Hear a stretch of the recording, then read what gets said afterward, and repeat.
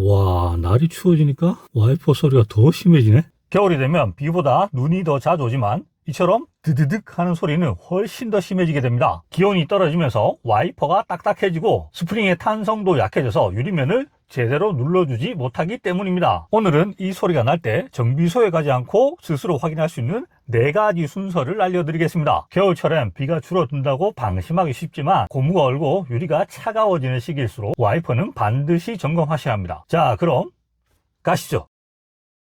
와이퍼 교체 시기가 다 되었는지 확인하는 건데요. 보통 고무 와이퍼는 6개월에서 1년, 실리콘 타입은 최대 2년 정도가 수명입니다. 그런데 이건 또 언제 갈았는지 기억 잘 안 나잖아요. 이럴 때 차계부를 하나 만들어 볼까요? 물이나 워셔액을 뿌리고 닦았을 때 하얗게 변색되거나 유리에 물자국이 남는다면 이미 수명이 끝난 상태입니다. 그럼 한번 갈아 볼까요?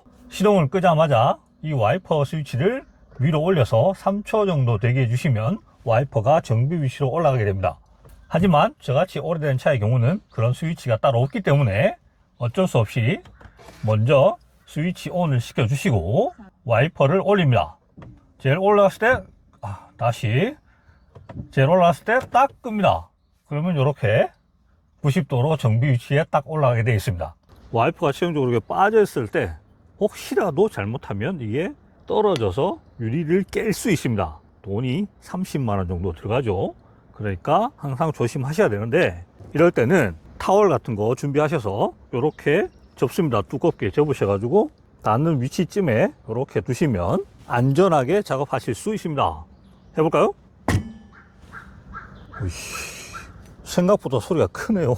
와이퍼는 2가지 타입이 있는데요. 클립형으로 되어 있는 종류가 하나 있고요. 뚜껑이 있는 종류가 하나 있습니다. 뚜껑 타입의 경우는 뚜껑을 위로 이렇게 살짝 올려주면 되는데요. 저 같은 경우는 쉽게 빠집니다. 하지만 조금 오래된 것 같은 경우는 잘 안 올라갈 수 있습니다. 그때 100원짜리 동전을 이용하시면 되는데요. 100원짜리 동전을 사이에 끼우시고 살짝 들어 올려주시면 이렇게 올라갑니다. 와이퍼를 손으로 잡고 아래쪽으로 살짝 내려주시면 이렇게 살짝 내려주시고 들어 올려서 빼시면 됩니다. 끼울 때는 뚜껑을 열어서 홈 사이로 집어넣고 와이퍼 암과 일직선으로 만든 이후 위쪽으로 살짝 올려줍니다. 뚜껑을 딱 덮어주면 와이퍼 교체 끝. 클립 타입 경우는 날을 이렇게 90도로 만들어진 이후에 아래쪽에 보시면 클립 있습니다. 클립을 아래쪽으로 누른 다음에 살짝 누른 다음에 아래쪽으로 쑥 누르시면은 이렇게 와이퍼가 쭉 내려가죠.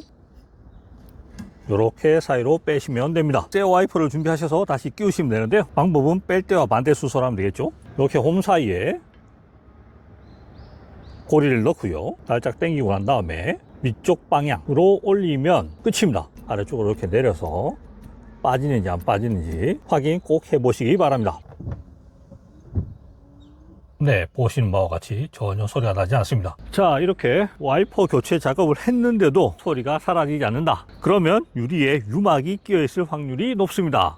유막 제거를 하셔야 되는데요. 유막 제거의 경우 제가 이전 영상으로 아주 자세하게 영상을 찍어 놨으니까요. 위에 영상 참고하셔서 유막 제거까지 해보시면 되겠습니다. 세 번째 순서, 와이퍼 암의 각도를 조금 틀어본다.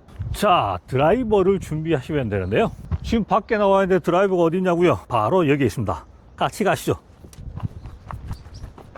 먼저 트렁크를 여시고 아래쪽에 이렇게 커버가 있습니다. 커버를 들어 오시면 스페어 타이어를 갈아 끼울 수 있는 도구가 있는데요. 여기에 드라이버가 있습니다. 이렇게 와이퍼 날이 왼쪽으로 휘어져 있습니다. 요거를 똑바로 세우면 되는데요.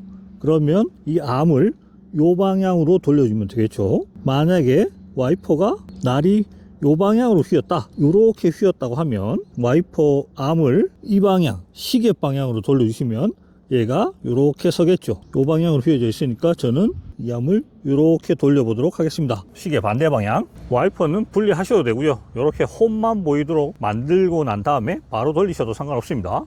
저 같은 경우는 시계 반대 방향으로 돌리면 되니까 처음부터 너무 무리하게 힘을 주시면 암이 부러질 수 있습니다. 그러니까 처음에는 살살 한다고 생각하시고요. 한 2번에서 3번 정도 나눠서 돌린다고 생각하시면 되겠습니다. 1번, 2번, 한 3번 정도를 돌려줬고요. 돌리다 보면 아주 큰 텐션이 느껴집니다. 그 텐션 느껴지는 정도까지만 돌려주시고요. 날의 상태를 보면 똑바로 잘 섰습니다. 이렇게까지 했는데도 소리가 난다. 마지막 네 번째 와이퍼를 보시면 와이퍼 암에 이런 스프링이 있는데요. 이 스프링이 오래되게 되면 장력이 약해지게 됩니다. 와이퍼 날이 유리면을 세게 누르지 못해서 소리가 날 경우가 있습니다. 그럴 때는 어쩔 수 없이 와이퍼 전체를 교체를 해 주셔야 되는데요. 실제로 와이퍼의 스프링의 장력이 정말 약해진 건지 한 가지 테스트를 통해서 확인할 수가 있는데요. 바로 100원짜리 동전 하나만 있으면 됩니다. 이 100원짜리를 와이퍼 날과 유리 사이에 끼워 보겠습니다. 이 상태에서 와이퍼를 동작시켜 보도록 하겠습니다. 100원짜리가 이렇게 빠지지 않고 끝까지 잘 따라서 왔다 갔다 하는 거는 와이퍼 스프링의 장력에는 문제가 없다는 얘기인데요. 하지만 와이퍼 장력에 문제가 있을 경우는 이 동전이 따라가지 않고 어느 순간에는 빠지게 됩니다. 그러면 내 와이퍼 장력이 문제가 있구나 라고 생각하시면 되고요. 그럴 경우에 어떻게 교환하는지 확인해 보도록 하겠습니다. 본닛을 열어 주시고요. 와이퍼 암을 고정하고 있는 부분이 있습니다. 뚜껑을 먼저 여시면 됩니다. 손으로 잘 열리지 않을 경우 드라이버를 이용해서 열어주시면 되겠습니다. 볼트와 너트로 이렇게 체결이 되어 있는데요. 이 너트를 푸시면 암이 분리가 됩니다. 요거는 제가 다음에 상세하게 영상을 준비해 보도록 하겠습니다. 세차 끝나고 물기 닦을 때 습관처럼 와이퍼까지 수건으로 훑는 분들이 많으시죠. 그런데 이건 와이퍼 수명을 줄이는 가장 흔한 실수입니다. 와이퍼 고무엔 대부분 흑연 코팅이 되어 있습니다. 이 코팅이 유리와의 마찰을 줄이고 드드득 소리를 막아주는 역할을 하죠. 그런데 마른 수건으로 닦으면 이 코팅층이 벗겨집니다. 세차 후엔 닦지 말고 그냥 와이퍼를 세워서 자연 건조시키세요. 직사광선만 피하고 다른 곳 다 닦는 시간이면 충분히 마릅니다. 이게 가장 안전하고 코팅 손상 없는 진짜 관리법입니다. 와이퍼 고무는 항상 같은 방향으로 눌리며 움직입니다. 그래서 시간이 지나면 그 방향으로 살짝 말리듯 굳는 현상이 생기죠. 이게 바로 드드득 소리의 가장 흔한 원인 중 하나입니다. 그래서 최소 주 1회 퇴근 후 와이퍼를 살짝 들어 올렸다가 놓으면서 날이 반대 방향으로 서 있게 해주세요. 이렇게만 해도 고무가 한쪽 방향으로 굳는 걸 막아주고 유리와의 마찰 각도가 다시 균형을 잡습니다. 간단하지만 꾸준히 하면 드드득 소리 예방 효과가 확실합니다.